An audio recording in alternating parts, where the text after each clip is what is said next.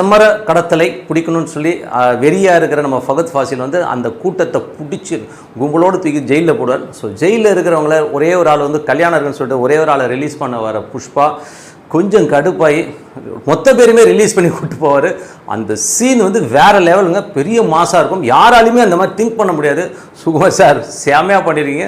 So ஒருத்தனுக்கு வந்து ஒரு பெரும் பணம் இருந்ததுன்னா அவன் எந்த அளவுக்குலாம் விளையாடுவான்றதை வந்து இதில் வந்து காட்டிடுவோம். ரொம்ப சூப்பராக இருக்கும். ஸோ அந்த விஷயம் வந்து ரொம்ப ஃபேண்டாஸ்டிக்காக இருக்கும். அதுக்கப்புறம் இந்த படத்தில் வந்து பார்த்தோம்னா அடுத்த சீக்வன்ஸ் வந்து பார்த்தீங்கன்னா ஒய்ஃப் வந்து நம்ம அல்லு அர்ஜுன்கிட்ட சொல்லுவாங்க, புஷ்பா நீ போகும்போது சிஎம் கிட்டேருந்து ஒரு ஃபோட்டோ வந்து எடுத்துகிட்டு வந்துரு அப்படின்னு சொல்லுவாங்க. அப்போ வந்து நம்ம ஆடுகளம் நிறையன்னா வந்து சிஎம்மாக இருப்பார். ஸோ நான் வந்து ஃபோட்டோ எடுக்கணும் சார் உங்களோட. டே நீலாம் வந்து ஒரு கடத்தல்காரன் ஃபோட்டோ எடுத்தா என்னடா வருதுன்னும் போது அதில் கடுப்பாகிறவர் அந்த சிஎம்ஏ மாத்திரார். இதெல்லாம் வந்து ஒரு வேறு லெவல் திங்கிங்கு சுகுமார் மட்டுமே, ஆனால் நல்லா பண்ணியிருப்பாங்க.